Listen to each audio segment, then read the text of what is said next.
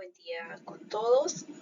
Bien, el día de hoy vamos a tratar un tema acerca de la identificación de peligros y la evaluación de los riesgos y también la identificación de aspectos y la evaluación de impactos ambientales y obviamente sus controles. Bien, ¿cuál es el objetivo de esta capacitación? Primero, conocer algunos aspectos, conceptos generales y básicos, tanto en seguridad como en la identificación de aspectos e impactos ambientales, conocer cuál es esa metodología de identificación y de evaluación también, y hacer un ejercicio práctico con una imagen. Bien, ¿cuál es la base legal de esta identificación de peligros y evaluación de riesgos? Existe primero la ley general, la ley de seguridad y salud del trabajo, que es la ley 29783, y su reglamento, el reglamento que está dispuesto en el decreto supremo 005 del 2012. Adicionalmente a esta legislación peruana, que nos exige identificar peligros, evaluar y establecer controles para estos riesgos evaluados, también existen las normas ISO, como es en el caso de Cenix, que es una empresa certificada. Las normas ISO también, en uno de sus requisitos, solicitan pues identificar los peligros y evaluar los riesgos, estableciendo controles. Esta base legal, entonces, vamos a revisarlo un poco más a detalle. La ley 29783 y su reglamento, el decreto supremo número 005, en su artículo 32 justo, nos indica que parte de la documentación que debe tener el sistema de gestión de seguridad y salud del trabajo es la identificación de peligros y la evaluación de riesgos y sus medidas de control. Susana, ¿qué es esa identificación de peligros y esa evaluación de riesgos y medidas de control? Seguro que tú lo conoces como el IPER, ¿no? Este IPER debe ser exhibido, como bien dice la ley, en el lugar de trabajo. Entonces, existe un marco normativo que nos exige identificar esos peligros y evaluar esos riesgos. Para ello, vamos a revisar qué cosa es un IPER, ¿no? El IPER es un proceso mediante el cual se identifican los peligros en el lugar de trabajo, se evalúan los riesgos que estos pueden generar para finalmente establecer mecanismos de control para prevenir y minimizar los riesgos al máximo. ¿Y qué cosa es un peligro, Susana? Bueno, un peligro, según lo define la legislación peruana existente y vigente, es la propiedad o característica intrínseca de alcanzar de algo que es capaz de ocasionar daño a la persona, al equipo, a los procesos y al medio ambiente.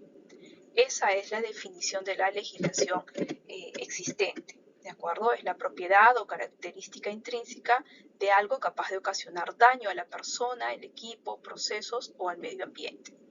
Pero ISO 45001 también tiene una definición, de repente un poco más sencilla, pero es muy similar a lo que la legislación nos indica, ¿no? Es toda fuente con potencial para causar lesiones y deterioro de la salud. ¿Y cuáles son los tipos de peligros, Susana? Bueno, tenemos peligros físicos, químicos, biológicos, ergonómicos, mecánicos, eléctricos, fuego y explosión, psicosocial y otros según la naturaleza de cada trabajo, ¿de acuerdo? De cada industria tiene pues peligros que son diferentes. Entonces, un riesgo, ¿qué cosa es un riesgo, no? El riesgo es digamos, la combinación de la probabilidad con la consecuencia de que ese peligro se pueda materializar, ¿sí? Entonces, vamos a ver un ejemplo. Por ejemplo, aquí el peligro es el tigre, un tigre, ¿no? ¿Qué me puede causar? Me puede arañar, me puede hacer caer, me puede morder. Entonces, tengo varias consecuencias o varios posibles eventos que podrían suceder de esta fuente, ¿no? De este peligro que es el tigre, un tigre suelto, ¿no? Entonces, el peligro es importante saber que el peligro puede tener distintos niveles de riesgo de acuerdo a las circunstancias. No es lo mismo un tigre que está libre a un tigre que está en una jaula, ¿no? Por eso tenemos que diferenciar esos niveles en el cual tenemos a ese peligro, ¿no? porque los riesgos van a ser diferentes. Los riesgos o la exposición a un tigre suelto va a ser totalmente diferente a un tigre que está en una jaula, que está custodiado, que hay muchas barreras que impiden que este tigre se pueda escapar o que nos pueda hacer daño, ¿de acuerdo? Entonces, la idea o la función, el objetivo de esta identificación de peligros es justo identificar esas fuentes, los niveles en los cuales, digamos, se encuentra esa fuente, identificar los riesgos que podría ocasionar ese peligro, con la finalidad de poder reducir hasta un nivel tolerable ese peligro, ¿de acuerdo? ¿Cuál es la secuencia de la accidentabilidad, no? Porque todo esto justo viene, la identificación de los peligros y los riesgos viene de la necesidad de prevenir accidentes, ¿no? Yo quiero identificar ese peligro, evaluar cuáles serían los riesgos asociados a ese peligro, porque quiero minimizar o quiero evitar que suceda un accidente. Entonces, un peligro puede ser un acto, una condición insegura, o puede ser una fuente misma, ¿no? Que puede ocasionar un riesgo, ¿no? Es decir, la combinación de la probabilidad más la severidad, es decir, cuán probable es que eso suceda y qué daño me puede causar, ¿no? Qué evento cómo puede ser esa lesión. Esa combinación es el riesgo, ¿no? Que puede causar esa lesión o ese daño también, como lo indica la ley, ¿no? ¿Cuál es la metodología para la identificación de peligros? Primero, ¿qué cosa es la identificación de peligros, ¿no? La identificación de peligros es un proceso mediante el cual se localiza y se reconoce que existe un peligro y se definen sus características. En CENIX hemos elaborado una matriz, en este caso es nuestra herramienta, nuestra metodología para identificar peligros y evaluar los riesgos. Tenemos la matriz, es la matriz de IPER-C, es decir, la matriz de identificación de peligros, evaluación de riesgos y determinación de controles. En esta matriz, como bien la pueden ver, identificamos primero el proceso, la actividad que estamos realizando, cuáles son los peligros asociados a esa actividad, cuáles serían los riesgos, el evento peligroso y el daño que podría ocasionar ese peligro. También identifico si esta actividad que estoy realizando es rutinaria, es no rutinaria. Veo la probabilidad de que esto suceda, identifico los factores que me van a dar la probabilidad y finalmente pues veo la severidad y saco o identifico el índice de riesgo general, ¿no? Una vez que he hecho esta identificación, el riesgo, verifico si este riesgo es significativo o no para poder tratarlo, ¿no? Una vez que lo he tratado, una vez que he identificado este riesgo, voy a identificar sus causas y proponer los controles, ¿no? Que pueden ser la eliminación, la sustitución, el control de ingeniería, el control administrativo y finalmente, siempre en la escala al final, el uso de EPPs. ¿De acuerdo? Estos riesgos tienen que ser siempre evaluados, reevaluados, con la finalidad de identificar que los niveles de estos riesgos, es decir, la probabilidad con la que se presenta o la consecuencia que puede tener estos peligros, no hayan subido de repente de nivel, ¿no? Se mantengan en un riesgo bastante bajo, ¿no? En un nivel de riesgo bajo. Por eso es importante revisarlos constantemente. Es más, la ley exige que al menos una vez al año podamos revisarlo.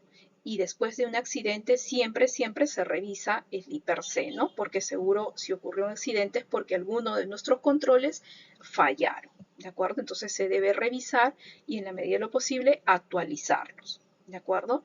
Entonces, una vez que tenemos identificado nuestros peligros, hemos evaluado el riesgo, hemos identificado las causas, hemos propuesto los controles. Posteriormente tenemos que hacer la evaluación del riesgo residual, es decir, verificar si esos controles que hemos propuesto para minimizar ese riesgo han sido suficientes, han sido eficaces, si no se han presentado eventos, de tal forma que yo diga, los controles que yo propuse están funcionando. Mi riesgo se ha minimizado, sigue en un nivel bajo, no tengo eventos que reportar. Pero de no ser así, entonces hay que volver a evaluar esa probabilidad, esas causas, esos controles y reforzar pues nuestros controles, nuevos controles para poder minimizar y sobre todo evitar que el riesgo se materialice. Bien, importante aquí también mencionar la categoría de los controles que vamos a proponer. En primera instancia, siempre deberíamos tratar de eliminar el peligro. Cuando esto no sea suficiente, cuando no sea viable, tenemos que sustituir el peligro, ¿no? Y aplicar controles de ingeniería, controles administrativos y finalmente, cuando no hay otra forma de minimizar estos riesgos, tenemos que utilizar los equipos de protección personal. Recuerden que siempre la respuesta a un riesgo, lo primero no es utilizar el EPP. El EPP es la última de las jerarquías a las cuales debemos recurrir. Siempre primero va a ser eliminar la fuente y cuando eso no se pueda, cuando no sea viable, no sea posible, tenemos todavía que buscar los controles de ingeniería, sustituir el peligro, controles administrativos y en el último escalón, utilizar los equipos de protección personal como medida o como control a implementar. Bien, entonces, luego de ello tenemos que verificar y hacer seguimiento a la eficacia. Como les había comentado, era importante no solo proponer las acciones, sino hacerle seguimiento a que esas acciones se estén cumpliendo y sobre todo estén funcionando. Finalmente se hace una revisión de la matriz, al menos una vez al año y siempre que exista accidente. Bien, continuando con el objetivo de esta capacitación, vamos a ver otro tema relevante, son los aspectos ambientales y la evaluación también de los impactos ambientales. ¿Qué cosa es un aspecto ambiental? Un aspecto ambiental vamos a identificarlo como los elementos de las actividades, productos o servicios de una organización que interactúa o que puede interactuar con el medio ambiente. Susana, explícame mejor, por favor. Bien, supongamos que tú tienes una fábrica o que tenemos una fábrica de producción, vamos a suponer, de papel o de alimentos, cualquier alimento, de panetones. Esta fábrica de producción de panetones va a emitir, va a haber emisiones de repente de gases, va a haber emisión de ruido, va a vertir líquidos o va a generar líquidos productos de la fabricación de los panetones. También va a generar residuos producto de la fabricación de esos panetones. Entonces, todo aquello, digamos, que sale de la producción de los panetones, como las emisiones, los ruidos, los residuos, los vertidos líquidos, que interactúan con el medio ambiente son llamados los aspectos ambientales. Pero también es un elemento considerado como aspecto ambiental el consumo, ¿no? Todo aquello que que cogemos del medio ambiente y lo llevamos para la producción. Por ejemplo, la materia prima, consumimos el agua, consumimos la energía eléctrica, consumimos diversas fuentes de repente o diversos elementos, esos también son considerados aspectos ambientales, ¿no? Aspectos que van a interactuar al final con el medio ambiente, ¿no? ¿Por qué? Por ejemplo, si hablamos del consumo de agua, todas las empresas consumen agua para, sean de fábrica, o sea, sean productores o sean servicios, van a consumir agua, pero el consumo indiscriminado de repente o el consumo no controlado de estas aguas, finalmente pueden generar una escasez, ¿no? Pueden generar algún evento de repente negativo respecto al medio ambiente. Igual en el consumo de la energía eléctrica, de los hidrocarburos, por ejemplo. ¿De acuerdo? Entonces, el aspecto ambiental son los elementos de las actividades, productos o servicios de una organización que interactúa o puede interactuar con el medio ambiente. Bien. ¿Qué cosa es un impacto ambiental? El impacto ambiental es cualquier cambio en el medio ambiente, sea adverso o benéfico, total o parcial como resultado de las actividades, productos o servicios de una organización. ¿Ya? Habíamos visto el aspecto ambiental, por ejemplo, era la generación de residuos. El impacto ambiental, es decir, el cambio que puede haber producto de mucha generación de residuos sólidos es la contaminación de nuestro suelo, ¿no? Y finalmente puede haber suelos áridos o no productivos por el demasiado depósito de residuos sólidos. Entonces, el impacto es cualquier cambio en el medio ambiente, sea adverso o benéfico, total o parcial, como resultado de las actividades de productos o servicios de una organización. También es importante reconocer que pueden haber aspectos ambientales significativos, es decir, yo identifico mis aspectos ambientales, luego los valoro, hago una evaluación de estos aspectos e identifico que hay aspectos ambientales que son significativos, es decir, que se presentan muy probablemente o muy a menudo y que tienen un gran significado o un gran impacto sobre el medio ambiente. Entonces a esto los voy a llamar o los voy a reconocer como aspectos ambientales significativos y pueden tener obviamente también un impacto ambiental significativo. Vamos a ver algunos ejemplos de aspectos e impactos, ¿no? Por ejemplo, mi actividad es transporte de productos químicos. Mi aspecto, es decir, qué es lo que podría suceder como salida de mi actividad, digamos, como consecuencia de mi actividad, podría haber un derrame de producto químico. ¿Cuál sería el impacto? El impacto sería la contaminación del agua o del suelo. ¿De acuerdo? Entonces, tengo mi actividad, tengo mi aspecto, tengo el impacto que podría ocasionar toda esa actividad. ¿Cómo hacemos la identificación de aspectos e impactos ambientales en CENIX? Primero definimos el alcance, vamos a definir nuestros procesos, vamos a reunir la información que necesitamos, es decir, qué productos utilizamos, de repente cada cuánto se hace, si cerca del trabajo de la actividad que realizamos hay fuentes de agua, tenemos que reunir información, vamos a formar un equipo y finalmente vamos a identificar los aspectos ambientales, los impactos, vamos a evaluar esos impactos y registrar los resultados.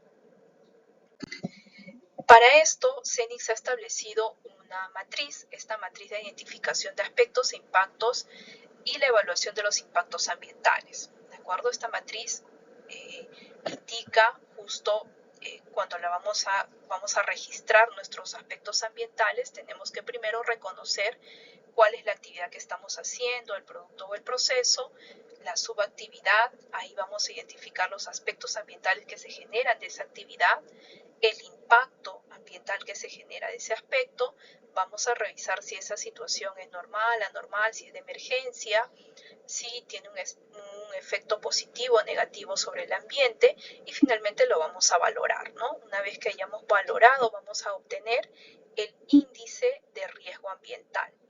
Y cuando tengamos este índice de riesgo ambiental, vamos a establecer medidas de control.